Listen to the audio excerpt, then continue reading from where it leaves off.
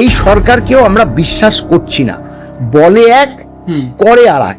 তাই গ্র্যান্টিনেডের ব্যাপারে তারা যে কি করবে এখনো পর্যন্ত আমরা ধোঁয়াশার মধ্যেই আছি।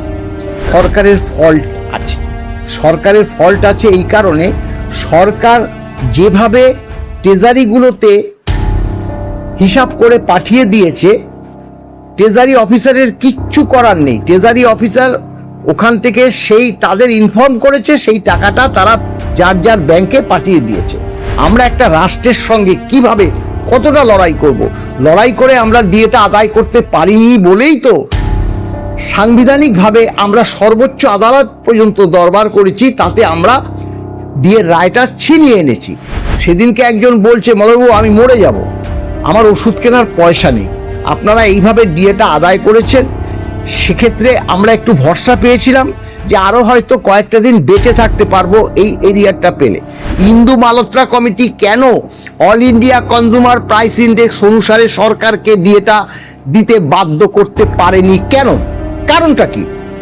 তারা আজ পর্যন্ত একটি পয়সাও পায়নি, একটি পয়সাও পায়নি। সে পরিপ্রেক্ষিতে আমরা বারবার ফিনান্সকে জানিয়েছি, ফিনান্সকে আমরা চিঠি দিয়েছি বহুবারই।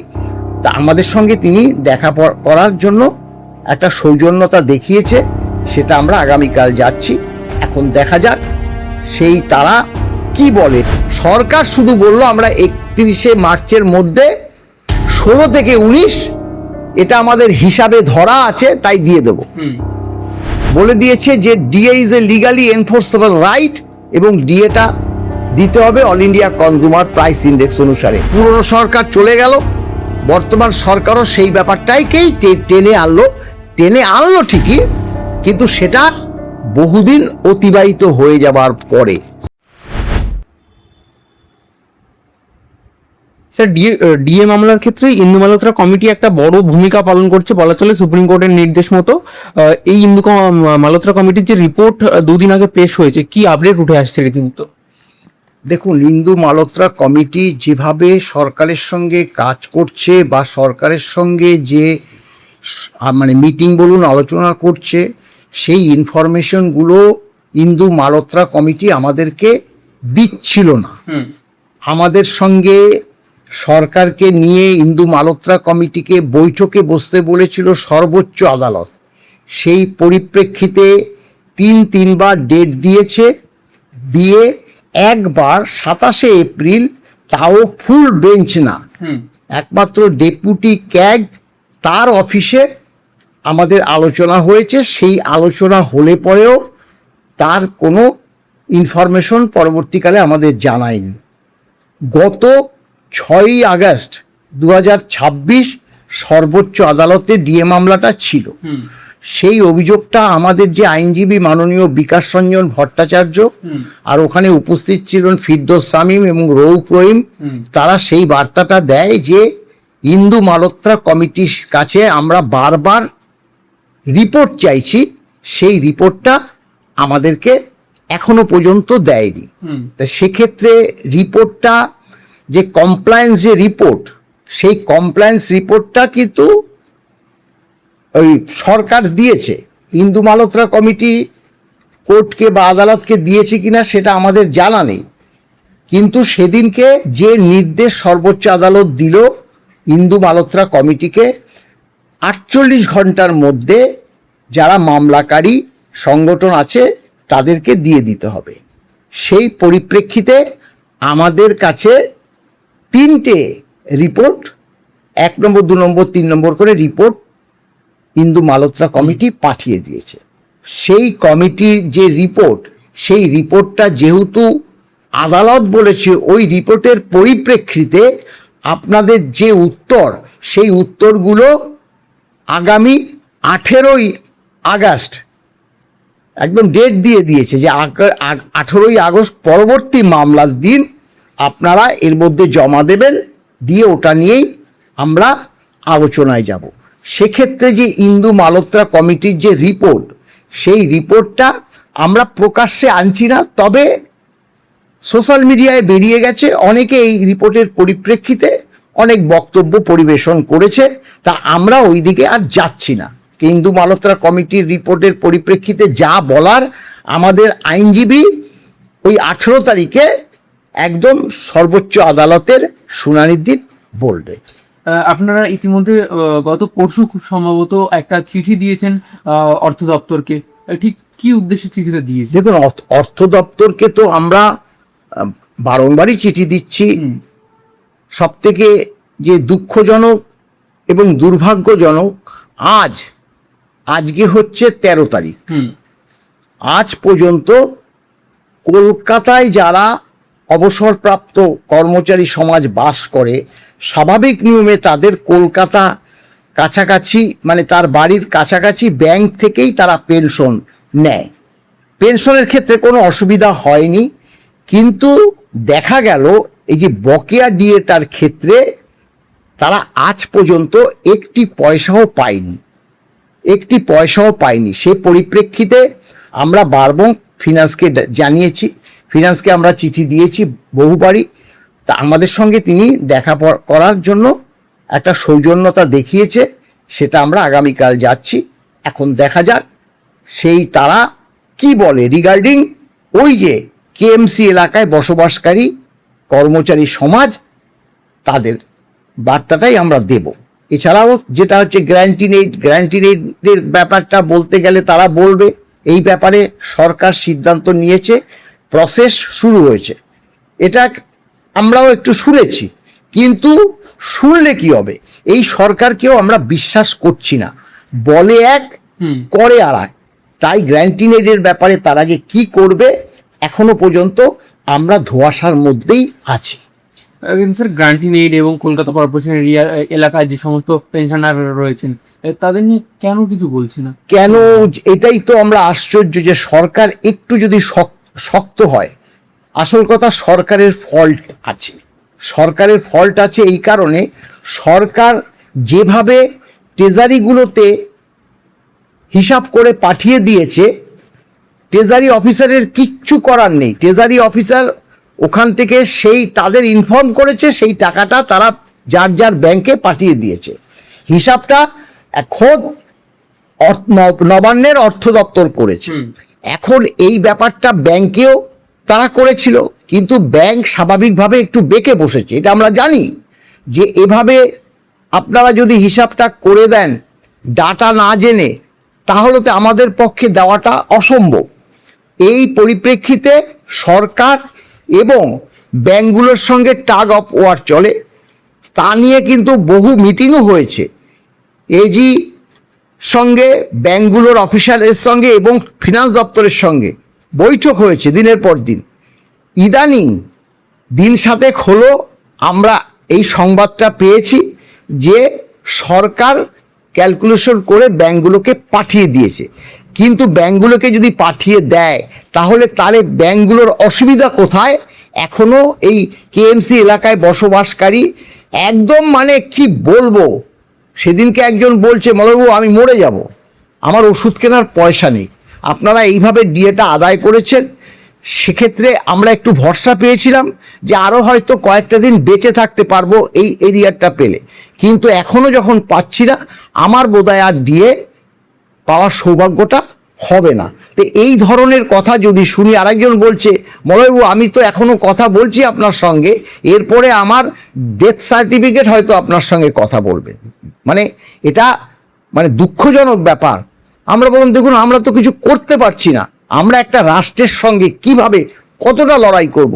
লড়াই করে আমরা ডিএটা আদায় করতে পারিনি বলেই তো সাংবিধানিকভাবে আমরা সর্বোচ্চ আদালত পর্যন্ত দরবার করেছি, তাতে আমরা ডিএর রায়টা ছিনিয়ে এনেছি। এবার তো স্বাভাবিক নিয়মে সরকার সর্বোচ্চ আদালতের নির্দেশকে যাতে অমান্য না করে, সেটাই তো স্বাভাবিক, কিন্তু সেটা তো হচ্ছে না।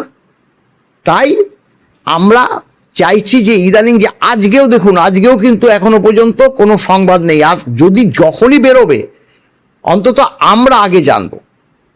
মলয়বাবু মেসেজ ঢুকে গেছে, শ্যামলবাবু মেসেজ ঢুকে গেছে, আমরাই আগে জানবো, কিন্তু এখনো পর্যন্ত সেই বার্তা পাচ্ছি না।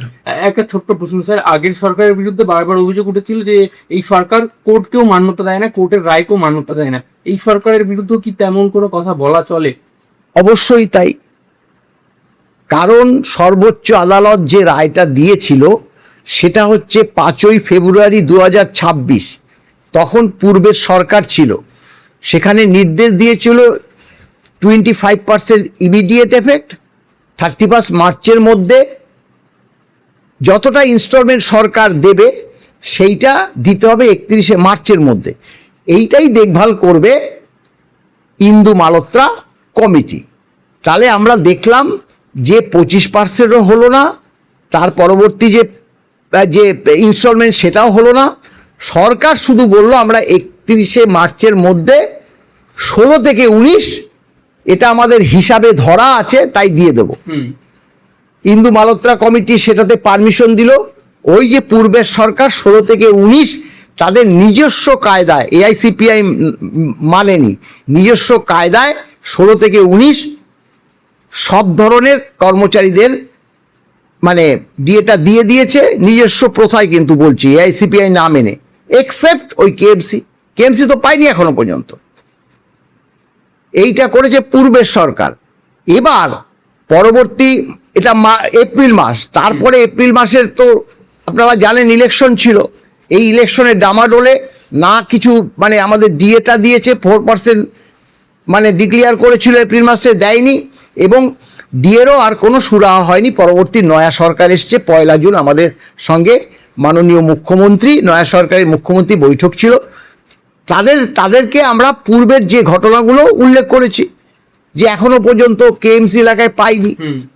আর সেই ব্যাপারটা তারা জানে বলে তারা কি করছে, মুখ্যমন্ত্রীর সঙ্গে বৈঠক বলে তারা আগের দিন যারা অবসর নিয়েছে এই যে ডিস্ট্রিক্টগুলোতে অর্থাৎ ট্রেজারিগুলো থেকে, তাদেরকে একটা লামসাম টাকা ওই বকেয়া ডিএ হিসেবে দিয়ে দিয়েছে।